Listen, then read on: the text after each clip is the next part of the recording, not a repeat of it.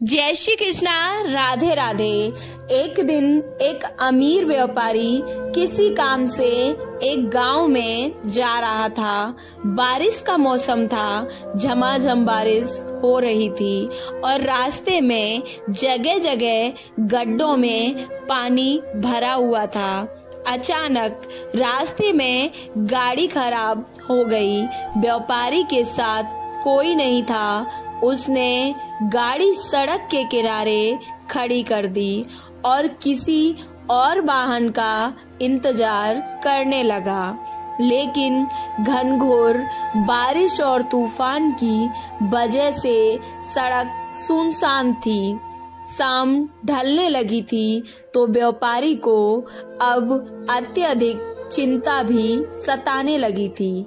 अचानक उसने देखा एक गरीब व्यक्ति साइकिल से वहां से गुजर रहा है।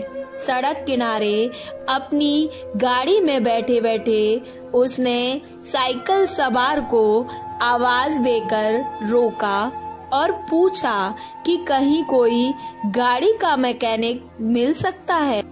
अब उस साइकिल सवार ने बताया कि इतनी बारिश में तो दूर दूर तक उसे कोई भी मैकेनिक नहीं मिलेगा। यह सुनकर व्यापारी चिंतित हो उठा।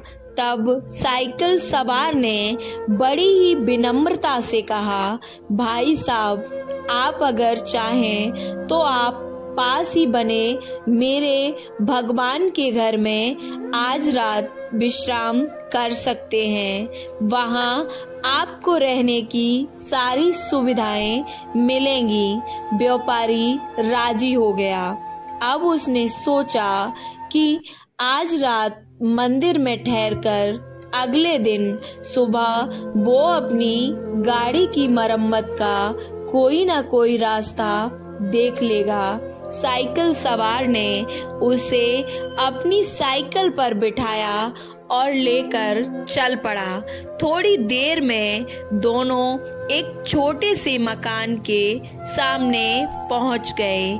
साइकिल वाले ने दरवाजा खटखटाया तो एक स्त्री ने दरवाजा खोला।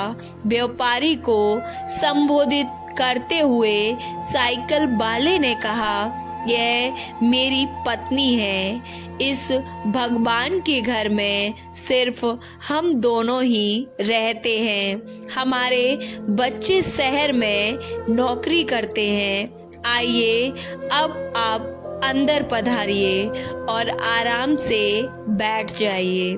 थोड़ी ही देर में साइकिल वाले की पत्नी गर्मा गर्म चाय नाश्ता लेकर आई। रात का खाना भी पकने लगा। व्यापारी को सब कुछ बहुत अच्छा लग रहा था, लेकिन उसे एक बात समझ में नहीं आ रही थी कि साइकिल वाले ने अपने घर को भगवान का घर क्यों कहा। यह कोई मंदिर तो नहीं है। आखिर उसने ऐसा क्यों कहा। उससे अब रहा नहीं गया तो उसने उस साइकिल वाले से पूछ लिया कि वो क्यों अपने मकान को भगवान का घर कह रहा है। लोग तो अक्सर यही मानते हैं कि घर में भगवान विराजमान हैं या मेरे घर में भगवान के लिए पूजा घर बनाया है या मेरे घर में भगवान आएंगे। यह सुनकर साइकिल वाले व्यक्ति ने कहा, आपने ठीक कहा।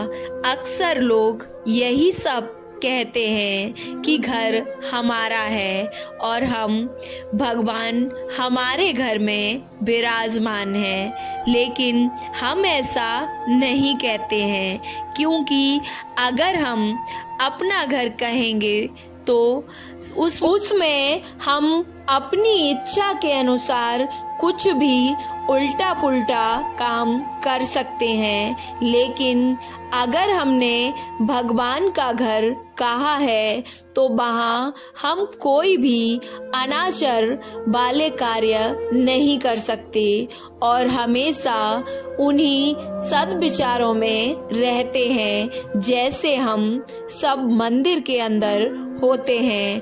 और मजे की बात तो यह है कि जैसे कि लोग बोलते हैं कि मृत्यु के बाद हमें भगवान के घर जाना है, तो उस हिसाब से अगर देखा जाए तो हम जीते जी भगवान के घर में रहने का सुख प्राप्त कर रहे हैं। उस गरीब व्यक्ति के इतने सुंदर विचारों से व्यापारी अत्यधिक प्रेरित हुआ और उसने भी अपने घर को भगवान का घर कहने का मन बना लिया।